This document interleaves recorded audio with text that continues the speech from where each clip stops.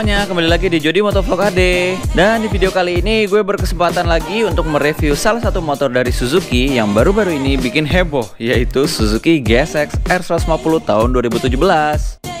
Yuk kita mulai reviewnya, dimulai dari desain. Motor ini memiliki desain yang menurut gue sangat fenomenal. Kenapa? Kalian lihat aja deh. Ini desain tuh Moto3 banget, asli mirip banget ya. Ini kalau menurut gue ya race bike look abis. Tapi ini ya kembali lagi sih subjektif gitu loh. Cuma ada beberapa bagian yang menurut gue tuh kurang serk aja yang ngelihatnya, yaitu salah satunya spatboard belakang dan stop lampnya. Tapi tunggu dulu. Ternyata GSX ini spatboard belakangnya itu sudah mengadopsi model knockdown. Jadi sebagian dari spatboardnya itu bisa dilepas.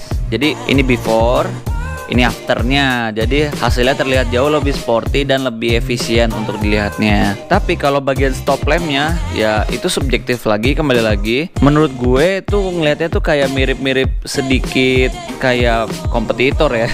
Ya menurut gue sih nggak cocok aja gitu loh. Karena kalau Suzuki identik dengan buntut yang langsung menyatu dengan lampu sen seperti ini. Tapi kembali lagi ya subjektif kalau desain. Jadi kalau misalnya ngomongin desain, menurut kalian oke atau enggak, tinggal komen di bawah, oke? Nah lanjut sekarang bagian panel instrumen stang dan speedometernya, dashboardnya.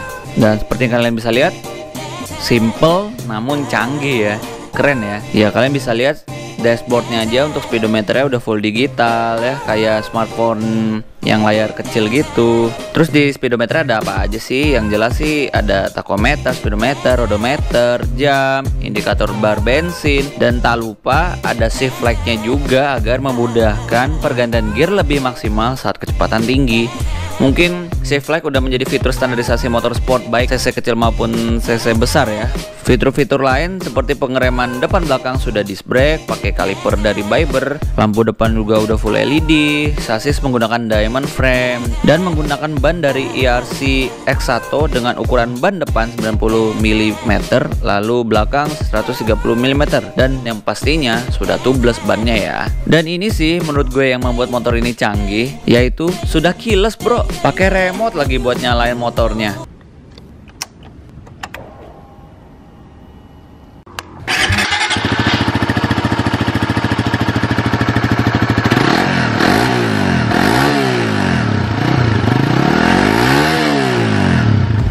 cc Sport udah keyless merupakan terobosan yang baru juga sih. Tunggu, bahkan di Matic aja udah diterapin juga loh. Tapi nggak semuanya itu keyless ya. Untuk membuka tangki bensin dan jok belakang dibutuhkan kunci yang ini nih modelnya. Dan banyak yang bertanya, seberapa aman sih keyless pada motor ini? Nah, monggo dicek. Jadi pertama, untuk jarak, supaya motor ini dapat di starter dalam keadaan mati, jarak remote dengan motor harus berada dalam radius kurang lebih 1 meter. Jadi ya aman lah ya 1 meter dari motor, karena jarak motor sama orangnya sama kitanya juga masih dekat. Kedua, waktu. Ketika remote didekatkan dengan motor dan kalian ingin menyalakan motor tersebut, kalian punya waktu kurang lebih.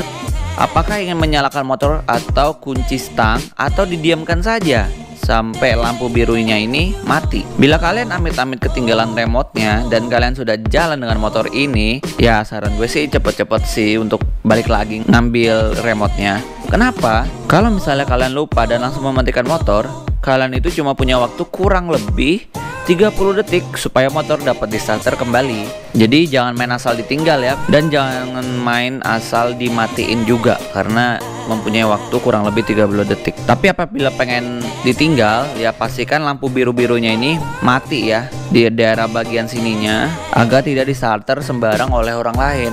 Lalu yang terakhir, untuk keamanannya, bila kalian selalu membawa remote motor ini, ya bisa dipastikan keamanan motor 100% terjaga ya. Kecuali kalau malingnya ngangkut motor ini gotong royong, itu lain cerita. Tapi kalau misalnya kalian lupa membawa remote motor ini, dan misalnya kalian ada tugas atau kepentingan yang mendadak yang dimana harus didatangi dan gak bisa balik lagi ke rumah, kalian masih bisa sih mematikan motor ini lalu menyalakannya lagi. Loh, caranya gimana? Pakai kill switch aja, matiin terus bisa dihidupin lagi di starter seperti biasa. Tapi ya cara ini sangat tidak direkomendasikan. Karena kenapa? Motor ini kalau dimatikan dengan kill switch tidak benar-benar mati dalam keadaan total, dan pastinya akan menghabiskan aki motor dalam waktu beberapa jam. Jadi tidak direkomendasikan ya.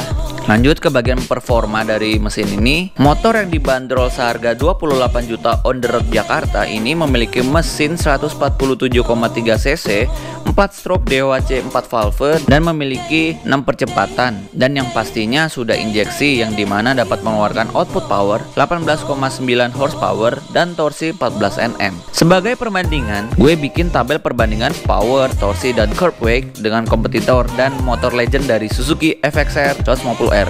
Dan kalian bisa lihat, kalau kita ngomongin spek di atas kertas, motor yang memiliki power terbesar ialah FXR 150R, berada di kisaran 20 horsepower. Namun kalau untuk torsi, R15 lah yang memiliki torsi terbesar sebesar 14,7 Nm. Nah, tapi kalau kita ngomongin berat motor yang memiliki bobot ringan ialah FXR 150R, yaitu cuma 118 kg doang. Gila ya, motor sport milenium zaman dulu, yaitu Suzuki FXR 150R, ini memiliki spek yang cukup dewa. Itu bila kita bandingkan dengan FXR 150R, yang dimana itu adalah motor lama. Nah, kalau misalnya kita bandingkan dengan yang generasi sport 150cc sekarang, ternyata GSX R150 memiliki spek yang ya bisa kita katakan bagus juga. Apalagi bobotnya teringan di antara R15 dan CBR lagi, cuma 131 kg. Tapi ya kembali lagi ya, ini cuma perbandingan spek di atas kertas. Yang gue ambil speknya ini dari official pabrikan masing-masing. Belum tentu motor yang memiliki spek yang bagus di atas kertas bagus juga ketika kita pakai di jalanan. Who knows siapa yang lebih unggul. Jadi itu hanya sekilas perbandingan dengan kompetitor ya. Lanjut fokus ke GSX-nya. Tapi sebelum dilanjutkan, di sini posisinya gue belum mencoba CBR dan R15 terbaru. Jadi gue belum bisa membandingkan feel ketika riding saat menaiki GSX. Oke, lanjut. Power yang dihasilkan oleh GSX ketika akselerasi cukup bikin gue tersenyum. Alasannya karena 150cc-nya GSX yang gue rasain tarikannya itu makin lama kok makin narik. Apalagi kalau di putaran menengah ke atas, rasanya malah makin enak untuk dikendarain. Tapi memang sih output power delivery-nya itu menurut gue sangat linear ya. Respon gasnya sih bertahap tapi konsisten makin kenceng.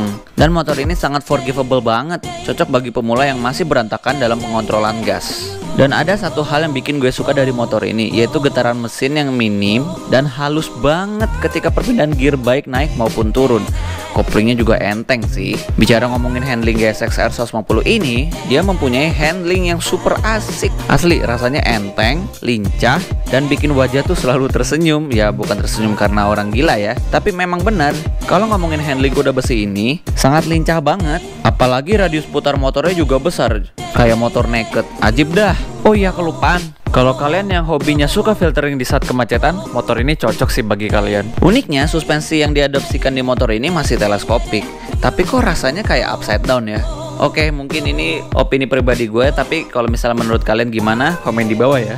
Jadi itu rasanya stiff dan stabil bener, apalagi buat belok, maknyus. Dan tak lupa GSX juga udah pakai monoshock biar makin terlihat sport. Dan pastinya gue bilang suspensi depan belakangnya keras ya, untuk standar pabrik keras ya. Mungkin biar feelnya itu kayak motor balap kali ya.